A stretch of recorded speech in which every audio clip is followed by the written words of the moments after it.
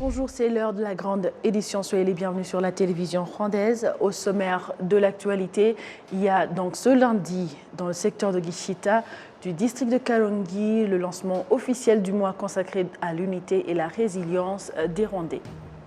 Au sommaire également, une décennie vient de s'écouler depuis que l'Union africaine ait adopté cet objectif dans le cadre de la vision 2063 pour l'Afrique que l'on désire. On y reviendra. Bonjour et bienvenue à la grande édition de la télévision rwandaise. Lancement officiel ce lundi dans le secteur de Gishita du district de Kalongi du mois donc consacré à l'unité et la résilience des Rwandais. Le ministre de l'Unité nationale et de l'engagement civique, le Dr Bizimana Jean Damascène, présent à Gishita, a dit à la population que les éléments qui font obstacle à l'unité des Rwandais et la résilience sont actuellement de différentes catégories. Le ministre Bizimana a souligné que les conflits conjugaux, les conflits entre voisins sont également des entraves qui font que les Rwandais ne soient pas donc actuellement unis, ajoutant que les cours et tribunaux traitent maintenant beaucoup de dossiers basés sur ces obstacles. Il a exhorté la population à les combattre et à les éradiquer afin de consolider davantage l'unité et la résilience des Rwandais.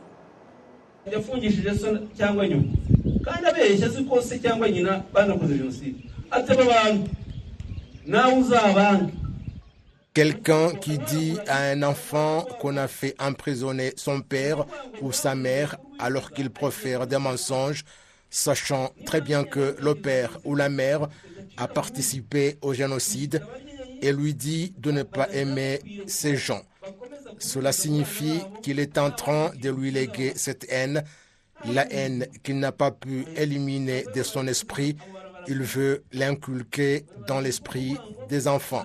C'est pourquoi l'idéologie du génocide n'est pas définitivement éradiquée.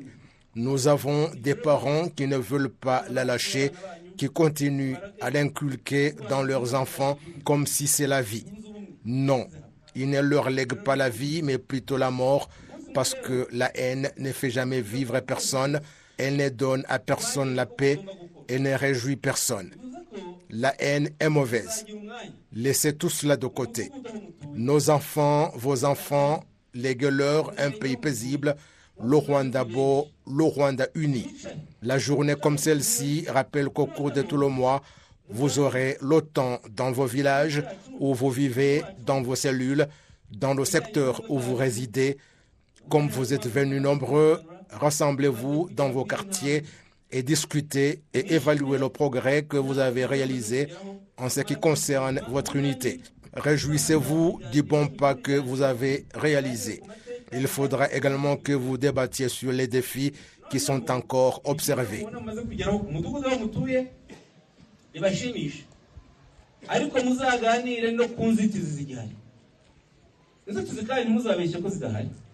Le ministre Bizimana a en outre invité la population à tout faire au cours de ce mois pour discuter sur tout ce qui porte préjudice à l'unité. Les habitants ont par ailleurs fait observer qu'il y a parmi eux qui, certes pas nombreux, mais toujours caractérisés par l'idéologie de génocide et se sont engagés à renforcer les mesures pour trouver des solutions à tous les défis qui entravent l'unité et la résilience des Rwandais. On continue avec l'actualité pour parler d'une décennie qui vient de s'écouler depuis que l'Union africaine ait adopté cet objectif dans le cadre de la vision 2063 pour l'Afrique que l'on désire. Les membres du comité exécutif donc, de cette organisation participant à Kigali à une retraite de 3 jours affirment qu'il y a des réalisations dont ils sont satisfaits et qui sont dans la bonne voie, mais que le chemin est encore long parce qu'il y a également des choses qui ont tellement régressé jusqu'au niveau d'avant 2013 lors de la mise en place de cette vision. Kassim Youssouf nous fait le point. Depuis janvier 2013 que l'Union africaine s'est fixée cette stratégie de développement pour l'Afrique qu'elle souhaite, il y a des réalisations qui ont émerveillé les membres du comité exécutif de l'Union africaine, comme l'indique le ministre des Affaires étrangères et de la coopération internationale, le docteur Vincent Biruta, qui a procédé à l'ouverture officielle de cette retraite. Cette retraite survient au moment opportun qui va nous aider à discuter et partager les idées en renouvelant notre engagement dans le suivi des éléments de base de ce continent qui nous amène à la vision 2063. Ce sont les objectifs que l'Union africaine s'est fixés jusqu'en 2063 qui vont aider le continent à réaliser la transformation socio-économique telle qu'observée dans la mise en exécution de ces 10 années qui s'achèvent, notamment des réalisations en matière de construction des routes transnationales, le marché unique du transport aérien, la distribution de l'électricité, le développement de la technologie, l'égalité du genre et le lancement de la zone de libre-échange africain et autres. En janvier 2013, l'Afrique s'est fixé cet objectif à atteindre au cours des 50 années à venir. Les participants à cette retraite examinent en outre comment accélérer la vitesse qui conduit le continent dans cette direction tout en rectifiant les erreurs qui ont été commises. L'agenda 2063 reste le schéma directeur par excellence de l'Afrique, notre boussole programmatique pour atteindre nos objectifs de développement. Et in fine, transformer notre continent en une puissance économique. Nous devons ainsi consacrer à cette retraite le temps qu'il faut et l'énergie nécessaire pour examiner les résultats relatifs à la mise en œuvre de l'agenda 2063 dans nos États respectifs. C'est à cette condition que nous allons pouvoir fournir un travail plus consistant et élaborer une feuille de route plus pragmatique pour nos 10 prochaines années. 10 ans après notre premier plan décennal, entré en vigueur en 2013, et au vu des résultats obtenus d'une manière globale, nous ne pouvons pas faire l'économie de certaines interrogations, ou plutôt des constats. N'avons-nous pas été trop ambitieux? Ne faudrait-il pas revoir les indicateurs d'évaluation de l'agenda 2063 en tenant compte des besoins et des trajectoires de développement de chaque État membre? Y a-t-il eu suffisamment de vulgarisation auprès des acteurs non étatiques en Afrique, notamment la société civile? Voici quelques-unes des questions sur lesquelles je vous invite à réfléchir ensemble durant nos travaux pour apporter les corrections nécessaires. Cette retraite de 3 jours rassemble les ministres des Affaires étrangères des pays membres de l'Union africaine, les ministres des Finances et de la Planification économique, les représentants de différents départements de l'Union africaine, les membres de différentes commissions et les représentants des pays membres. Parlons à présent du tourisme basé sur la santé pour parler des infrastructures qui sont développées au Rwanda et qui permettent que les gens viennent se faire soigner au Rwanda.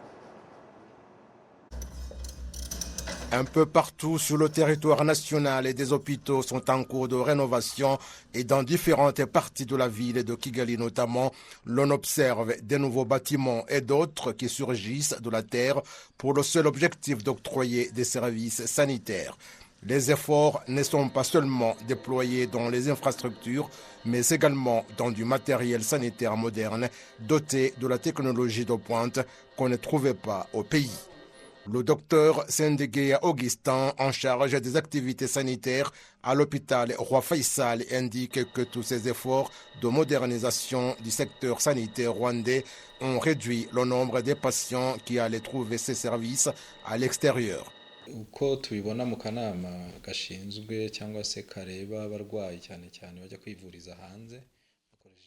Le constat du comité qui aide les gens à se rendre à l'extérieur, se faire soigner avec un soutien du gouvernement, il y a 3 éléments qui expliquent cela. Primo, ce sont les soins de transplantation rénale.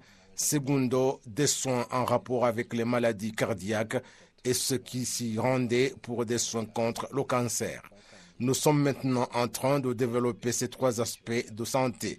Je ne dirais pas qu'actuellement nous n'envoyons pas des gens à l'extérieur, mais depuis que nous avons débuté ces soins, même si ce n'est pas encore pendant longtemps, nous constatons que le nombre de ce qu'il est absolument nécessaire d'aller se faire soigner à l'extérieur diminue davantage, ce qui veut dire que prochainement, il en sera encore plus. Parmi ces infrastructures, il y a en outre des entreprises internationales telles que BioNTech qui commencent à avoir des branches au Rwanda pour produire des vaccins et le premier lot d'équipements BioNTech est déjà sur place. Il y a également IRCAD Africa, un institut sans but lucratif pour la formation et la recherche en chirurgie mini-invasive qui va bientôt ouvrir ses portes à Masaka et d'autres instituts internationaux en rapport avec ce secteur médical. Le département en charge du matériel et des bâtiments sanitaires au centre biomédical du Rwanda RBC indique que la construction de ces centres et instituts respecte les normes internationales.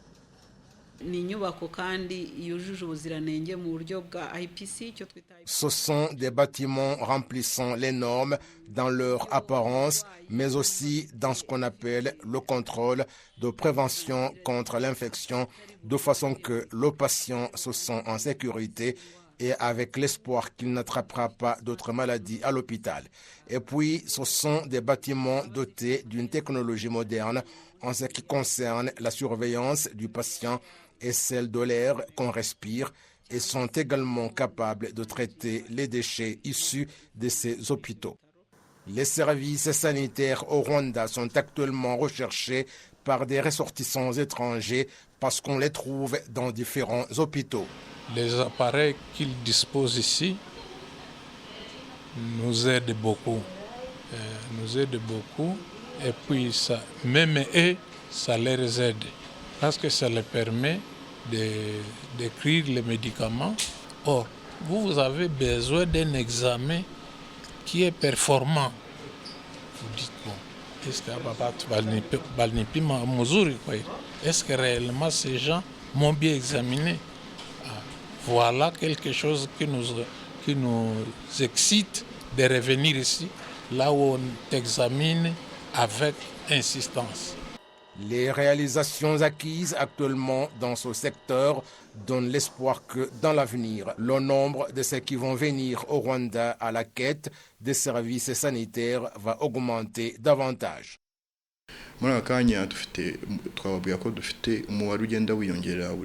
Par exemple, maintenant, le nombre de patients qui viennent du Congo, du Centrafrique, du Burundi, de l'Ouganda et de la Tanzanie augmente de plus en plus suite à tous ces services.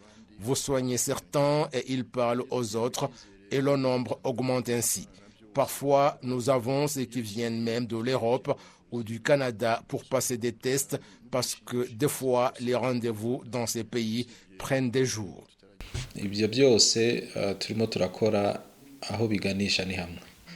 Nous faisons tout cela pour que les Rwandais aient accès à ces services, comme c'est le cas pour d'autres qui envoient des gens se faire soigner ici de la même manière que nous envoyons des Rwandais. Je ne peux pas ne pas dire qu'il y a certains ressortissants des pays voisins qui nous demandent ce qu'il faut pour venir se faire soigner au Rwanda au lieu d'aller très loin comme en Inde ou en Afrique du Sud. Je ne dirais pas que nous sommes très avancés, mais le processus se poursuit et dans le bon sens. L'ingénieur Omutesi Francine revient en outre sur l'importance que revêtent ces centres sanitaires pour le pays et l'Afrique en général. En commençant par l'Institut IRCAD, c'est la place où l'on va bénéficier d'une formation. C'est comme aller en France, aux États-Unis, au Singapour et ailleurs, mais en Afrique, ce sera au Rwanda, ce qui veut dire que c'est pour des médecins qui viendront suivre une formation ici. L'avantage, c'est que nous allons commencer avec des médecins rwandais de manière à avoir des spécialistes qui formeront leurs collègues. Le Rwanda s'est fixé l'objectif d'être la plaque tournante du tourisme fondé sur les services sanitaires afin de faire face aux défis sanitaires auxquels le continent africain est confronté, objectif qui cadre particulièrement avec le développement du pays.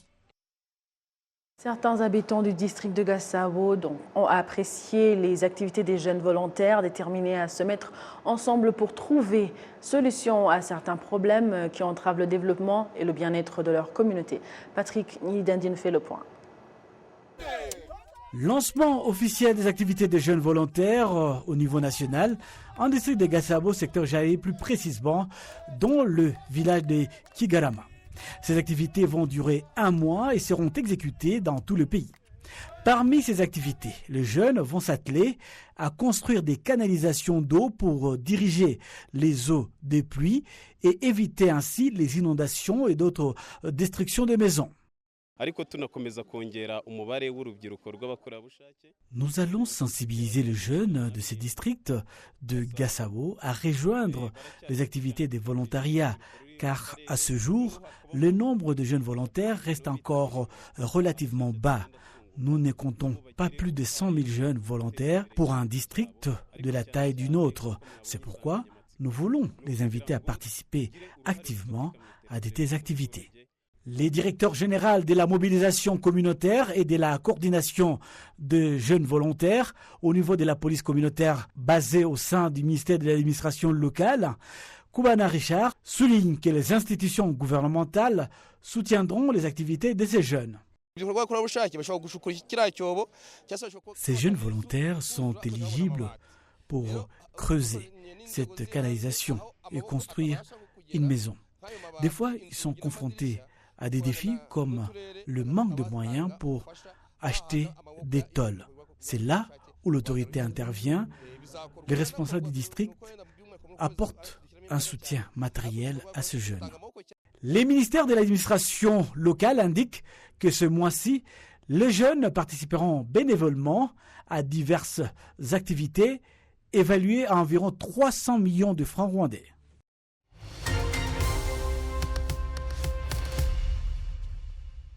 Depuis janvier 2013, cette stratégie de développement pour l'Afrique souhaitée a été mise en place. Ces objectifs visaient l'Afrique souhaitée en 2063. Les membres du comité exécutif de cette organisation participent à Kigali à une retraite de 3 jours pour examiner l'état d'avancement de cet agenda.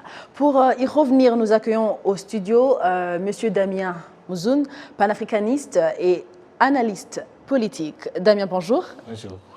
Vu les réalisations africaines en rapport avec cet agenda, l'Afrique, est-ce que l'Afrique n'a pas été trop ambitieuse en mettant en place ces stratégies? Non, peut-être même qu'on parlera de sous-ambition, parce que quand l'agenda est 2063, déjà, c'est trop poussé. Je crois qu'on aurait pu aussi avoir des agendas beaucoup plus à court, à moyen terme, avant de penser aux agendas de long terme.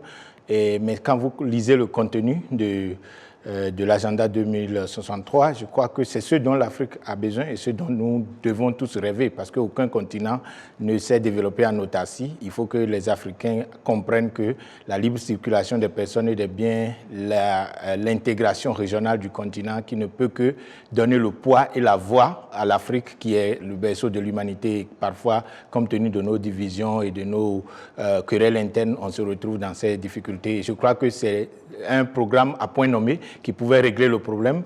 Et seulement, nous espérons qu'avec des réunions comme celle qui se passe maintenant, ça pourrait peut-être être accompli plus tôt que ce qui est anticipé pour 2063.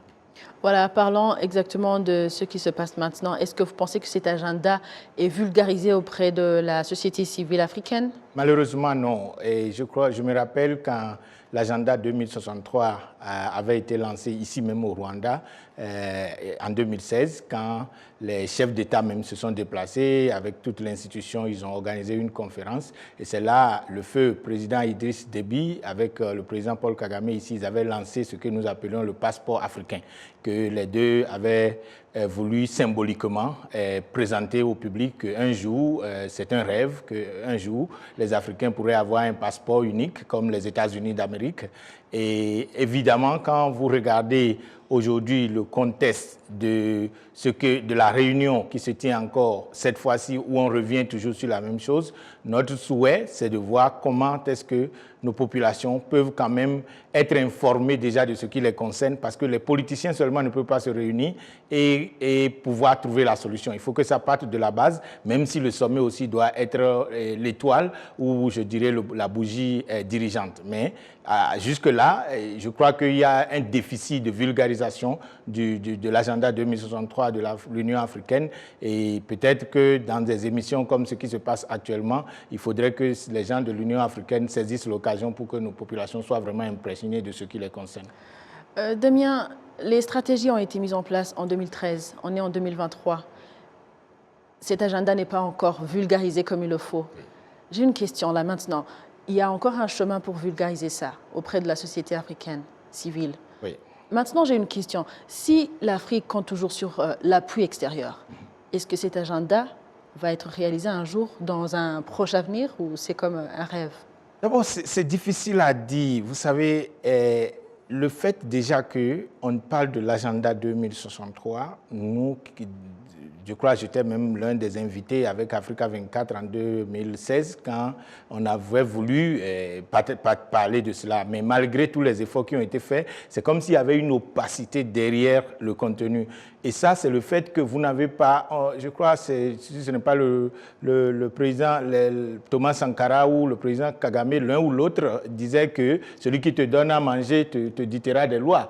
Et ce qui veut dire que malheureusement, aujourd'hui, quand vous regardez dans notre société, si c'est l'Union européenne, par exemple, qui doit financer l'Union africaine, comment est-ce qu'elle peut le faire, malgré leur bonne foi que nous croyons, dans l'intérêt supérieur de l'Afrique? Et c'est là vraiment que le bas blesse. Et parfois, quand on regarde les difficultés de l'Union africaine aujourd'hui, on se demande est-ce que ce n'est pas lié au fait qu'elle n'a pas pu trouver des moyens pour son propre financement à la base. Et le fait que ce soit des partenaires internationaux qui doivent financer, alors qu'elles aussi pourraient avoir leurs agendas, malgré leur bonne foi, je crois que c'est là que la génération est interpellée et nos dirigeants aussi sont quand même en même temps interpellés. Pour notre dignité, pour notre honneur, nous devons quand même apprendre à faire certaines choses par nous-mêmes et pour nous-mêmes, même si c'est difficile. Et déjà, les autres peuvent venir comme complément. Mais si le budget de l'Union africaine dépend presque exclusivement ou en majorité des aides extérieures, ça veut dire que nous n'avons pas le contrôle. Malheureusement, c'est ce que ça veut dire. Voilà, on vient de parler de vulgarisation, on vient de parler de l'aide extérieure qui peut un peu ralentir à réaliser la vision que donc l'Afrique que nous souhaitons. Mais maintenant, je veux parler de l'intégration africaine parce qu'il y a comme une compétition, il n'y a pas de entraide mutuelle. Alors, que pensez-vous de l'intégration africaine selon vous?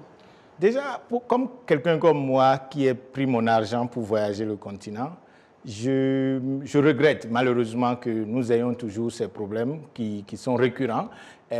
Plusieurs pays que nous avons, à un moment donné, on était obligé de les indexer parce que ça devenait agaçant de voir qu'on est dans un continent où on ne peut pas se déplacer.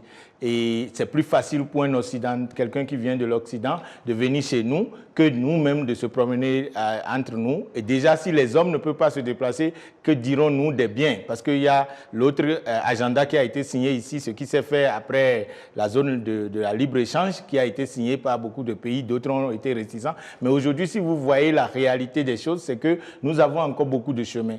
Et c'est dommage parce qu'avec ça, les gens prendront toujours l'avantage de nos micronations pour pouvoir manipuler l'Afrique et déstabiliser l'Afrique avec ces crises qui viennent de nos jours. Si l'Afrique était un continent uni comme les États-Unis, je ne crois pas que les fragmentations, parce que les autres pays qui ont choisi comme les États-Unis d'Amérique, ils ont aussi leur diversité, malgré l'unité. Vous ne pouvez pas utiliser le même permis de conduire de New York pour aller conduire en Californie, ainsi de suite. Mais aujourd'hui, ce que moi je vois en Afrique, c'est que je me dis, quelque part, il faut qu'une génération fasse le sacrifice et que nos dirigeants quand même, ils ont les clés, même si parfois ils ont des contraintes. Nous ne sommes pas à table et dans leur peau. On sait que parfois ils ont de bonne foi, mais la réalité quand on arrive au pouvoir et les contraintes, les réalités liées à ça font que, comme on dit, le pouvoir corrompt et le pouvoir absolu corrompt absolument. Et malheureusement, ils se mettent pour la plupart à jouer le jeu beaucoup plus qu'à défendre vraiment l'intérêt. Très peu d'entre eux, au risque de perdre leur fauteuil,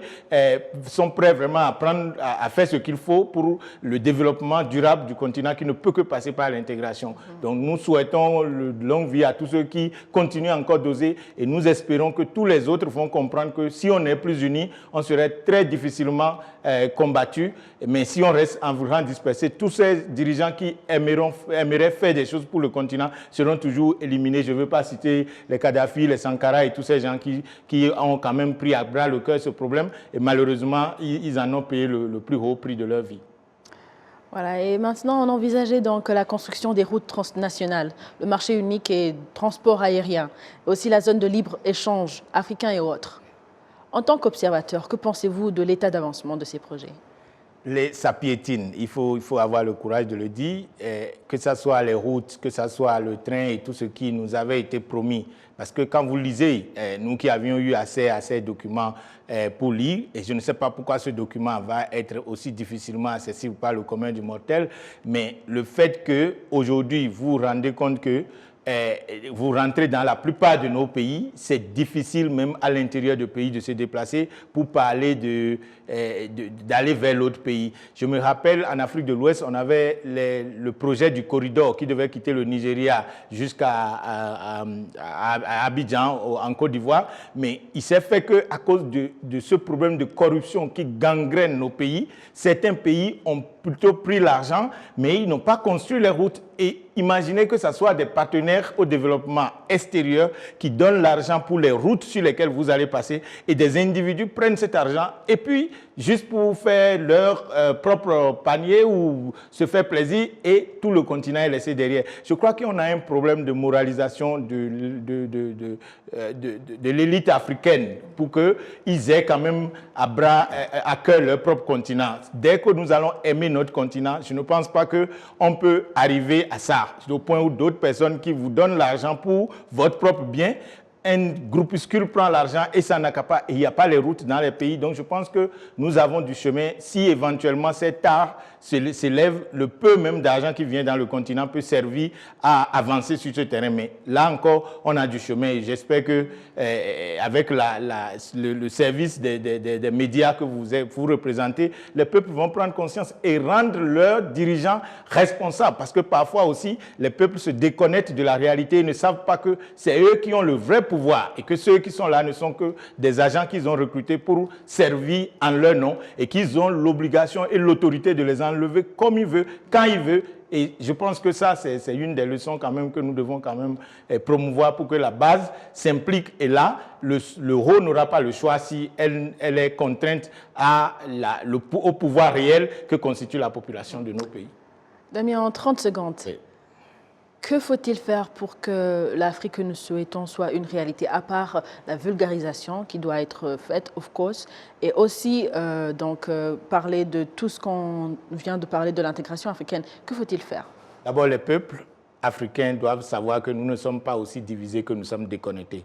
La reconnexion du continent est quelque chose de primordial et à tout prix nous devons le faire aujourd'hui. L'Africain doit se sentir chez lui. Ça, c'est la première des choses. Deuxième des choses, c'est les dirigeants. Parce que les populations peuvent avoir les bonnes foi, les bonnes volontés, mais c'est eux qui votent les lois, ceux qui sont au Parlement. C'est les chefs d'État qui ont les prérogatives de pouvoir prendre des décrets. Donc, si ceux-là ne jouent pas aussi leur partition, je pense que c'est la synergie entre l'action conjuguée des dirigeants au sommet de l'État, en même temps que les populations éclairées, engagées et qui vont jouer leur rôle pour qu'on ait une Afrique émancipée et une Afrique libérée finalement et que nous n'allons pas vouloir régler les problèmes en créant plus de problèmes. Parce que je vois que malheureusement aujourd'hui, à vouloir régler les problèmes par passion seulement, nous sommes en train peut-être de créer plus de problèmes pour le futur du continent et c'est le moment que ça cesse et que les Africains prennent enfin leur destinée en main. Merci beaucoup Damien, le temps nous fait défaut. Merci d'avoir répondu à notre invitation. C'est toujours un plaisir d'être avec vous. Je rappelle que c'était M. Damien Mouzoun, panafricaniste et analyste politique, qui nous parlait des stratégies de développement pour avoir l'Afrique que nous souhaitons. C'est par ici que prend fin notre édition. À la place de tous ceux qui ont réalisé cette grande édition, je souhaite de passer une excellente suite du programme de la télévision rwandaise. J'étais avec Amandine Dikoumazabo. À la prochaine et d'ici là, portez-vous bien.